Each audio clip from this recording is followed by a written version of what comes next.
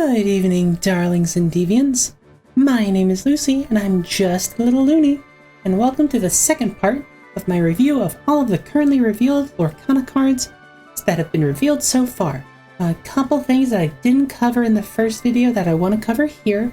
One, I'm only covering cards that have been officially revealed or that we know everything about. If something has an unknown lore value or if something has an untranslated ability, I'm not particularly keen on covering that until we know everything for certain about it. Because you can't really review based on speculation, in my opinion, because then once it comes out, people are just kind of upset about getting it wrong. Today, we're covering all of the Amethyst cards that we know about so far. So, without further ado, let's start the show. Starting off, we have Maleficent biding her time. For 1 cost, you get a 1 strength, 1 willpower, 2 lore, Dreamborn Villain Sorcerer. She has no other abilities besides that, and I am not particularly a fan of this version of Maleficent. For one, she's gonna die like to anything, to a stiff breeze. And I think that a lot, like, if you're not questing with her, what are you doing? Unless you have some kind of protection for her, I don't think she's that good. I'm gonna do a controversial one here, maybe, and give her 1 top hat out of 5. Oh, almost forgot. That's my rating system, in case you didn't know. Top hats because, well, I have a top hat. Don't have stars. So, next up is Archimedes' Highly Educated Owl. For 1 cost, you get a Dreamborn ally with 2 strength, 2 willpower, and 1 lore. It is the 1/2/2/1 that is the vanilla that has been across the board, a lot of different types in colors.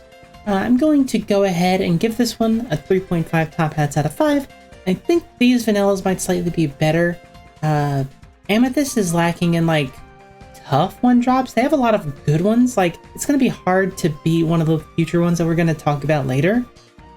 But sometimes you just need that extra strength, and that evasive doesn't always cut it. So we're going to say 3.5 for this one.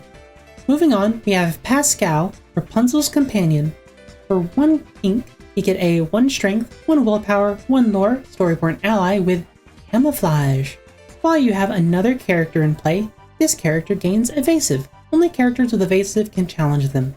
This card is insanely good. One, you can almost quest every turn with no worry with this guy, because even if he's rested and evasive, if you have something else, they can't challenge him. So I'm going to go ahead and give this guy 5 top hats out of 5. He's almost impossible to deal with without having to spend another card on him, and that makes him super powerful. He'll just passively win you the game if your opponent can't deal with him. Next up is Olaf, Friendly Snowman. For 1 cost, you get a 1 strength, 3 willpower, 1 lore, storyborn ally, and that's it. I don't really like Olaf that much. He doesn't really have the ability to trade up like a lot of the other 1-drops do, and in Amethyst alone, he doesn't really have that many synergies to go along with him. So I'm gonna go ahead and give him 2.5 top hats out of 5. He's still a vanilla, and vanillas can still be a workhorse in the right deck, depending on what you're using him for, but on his own, I don't like him that much. Next up is Yzma, Alchemist. For 2 cost, you get 2 strength, 2 willpower, 1 lore, for a Dreamborn Villain Sorcerer. With You're Excused, whenever this character quests, look at the top card from your deck. Put it either on the top or bottom of your deck. I'm going to go ahead and give Yzma 3.5 top hats out of 5. She is a very decent workhorse, and she's very good at what she does. While she does trade with some 1-drops, she does get to rearrange your deck and basically smooth out your draws a little bit as you get closer to the cards you need and make sure that you're drawing into things you need. For example, if you need a removal spell and there's not one on the top, you make sure it goes to the bottom. I'm a fan of this one, but I wish she had like 1 more willpower or 1 more strength to like make it work, but I think she's fine as is. 3.5. Next up is Dr. Facilier, Charlatan. For 2 cost, you get 0 strength, that's odd, and 4 willpower for 1 lore for a Storyborn Villain Sorcerer with Challenger +2. Ah, there we go. While challenging, this character gets +2 strength. For a 2/4 when challenging, this card's very good. I really like the big willpower on this card. A lot of health lets him trade multiple times and trade for multiple cards. I think he's pretty good. I will go ahead and give him 4 top hats out of 5. I think he's going to be very good, especially if you're in a villain deck. And being able to stick around makes him really good with cards that we talked before, like Hades. Next up is Magic Broom Bucket Brigade. For 2 cost, you get 2 strength and 2 willpower and 1 lore for Dreamborn Broom. When you play this character, you may shuffle a card from any discard into its player's deck. I'm going to go ahead and give this guy 4.5 top hats out of 5, mostly because we'll go with it. It is you'll see why later. He's very good, and it's a 2/2, for most of the time it's going to cost less than that. Being able to quest, being able to shuffle other copies of himself in, or other copies that you need, these brooms are going to clean up your opponent. Next up is Elsa Snow Queen. For 3 cost, you get 2 strength, 3 willpower, 1 lore, for a Dreamborn Hero Queen Sorcerer with Freeze. Exert chosen opposing character. I'm going to go ahead and give her 5 top hats out of 5 because she lets you basically defeat any card your opponent has. It basically makes it to where if they're trying to, say, protect their Pascal by making sure that their other card is unexerted, Elsa basically makes them exert it. And it basically makes cards that they may not be willing to trade with, it makes them vulnerable. Now, on the other hand, it does make her vulnerable, but if you remove everything before that happens, then that doesn't matter so much now, does it? Next up is Rafiki Mysterious Sage. For 3 cost, you get a Dreamborn Mentor Sorcerer for 3 strength, 3 willpower, and 1 lore with Rush. This character can challenge the turn they're played. So, this is very good. Rush is a very good keyword, lets you get in and challenge characters immediately. The couple problems with Rafiki is 1, he's uninkable. Being uninkable is a pretty big deal, especially on such a 3 cost card. He's pretty low, and those are the kind of cards that if they're not fitting the situation at the time, you want to be able to ink those later in the game. So having to cast him, later on, it's a little rough. However, Rush is very powerful, and I think this guy may be one of the cards that you want to have in your uninkable slots. If you're not playing Emerald, which has a lot of very powerful uninkable cards, you'll probably go ahead and run Rafiki. There's not too many uninkable cards in Amethyst at the moment, so maybe he gets in. I'll give him a 4 out of 5 top hats. Next up is the Wardrobe, Belle's Confidant. For 3 cost, you get a 3 strength, 4 willpower, 1 lore, Dreamborn Ally, which is a vanilla.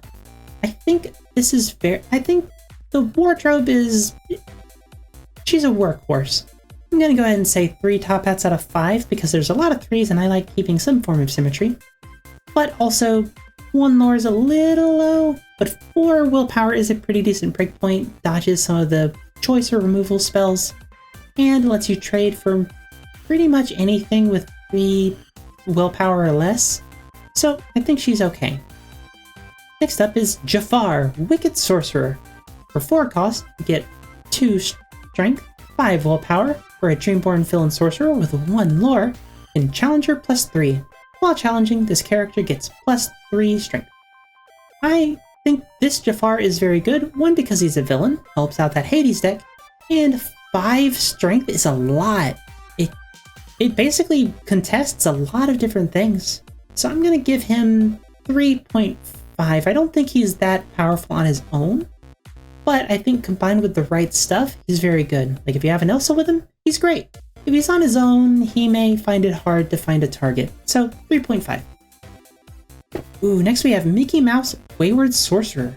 For 4 cost, you get a 3 strength, 4 willpower, 2 lore, Dreamborn Sorcerer with Animate Broom. You may pay 1 ink less to play Broom characters, and Ceaseless Worker.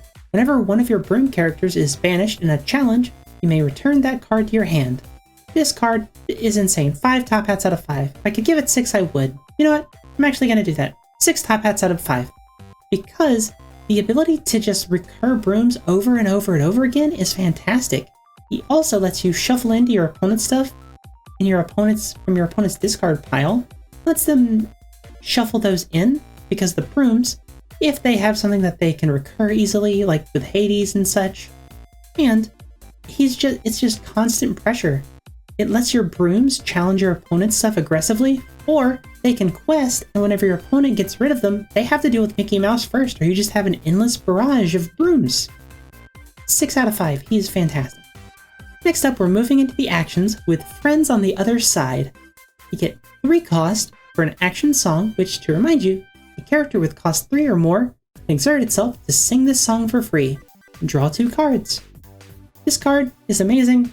Drawing cards for essentially free is fantastic, and cards are very important. We'll go 4.5 tops out of 5. I too have some friends on the other side. I told you before, being dead is not the other side, and I am not your friend, darling. Oh, come now, you're my friend. Next, we have items, starting with Magic Mirror. For 2 cost, you get an item with Exert and pay 4 to draw a card. So, here's gonna be my controversial take here. I think the Magic Mirror isn't that good. I'm gonna give him 2 top hats out of 5 because 6 mana to start drawing 1 card is very slow. Like, is it okay? Yes. But the thing is, you'll want to start drawing cards and then play them immediately after. That's why Friends on the Other Side is so good. Because you are able to use a character in order to pay for the cost, you can then play the, hopefully, cards that bring you back into the game for the mana that you have, the ink that you have now. That's why I think Magic Mirror is not super great. I don't think he's useless. Item Slingers alone kind of makes me have to consider him a little bit more, and he is card draw. But I'm going to go ahead and give him 2 top hats out of 5. If we get any better card draw options, he immediately gets supplanted, honestly. Next up, we have White Rabbit's Pocket Watch. For 3 cost, you get an item with I'm Late. For exert and pay 1, chosen character gains Rush this turn. They can challenge the turn they're played. I'm going to go ahead and give this one 3 top hats out of 5. It's kind of situational, but it allows you to be very aggressive and remove stuff very quickly. And considering Amethyst has a lot of powerful challengers, I think this card is going to make the cut more often than not. If we don't see anything better to enable stuff like this, or if we get something that makes Rush better, maybe this card goes up or down in usefulness, but I'm going to stick with 3 top hats for now. Alright, that should do it for all of the Amethyst cards. This one was a little bit of a clincher because as I was recording this, a bunch of cards came out, and I had to figure out if there were more Amethyst cards. But I should have gotten all of them, but do you agree with me? Do you think I messed some up? Do you think some cards are a bit better than I thought, or some cards might have been worse? Let me know down in the comments below. And hey, if you like what I'm doing here, go ahead and give me a like and a subscribe. It lets me know that I'm doing a great job and that you want to see more of this kind of content. Anyway, thank you all so very much for watching, and until next time, au revoir!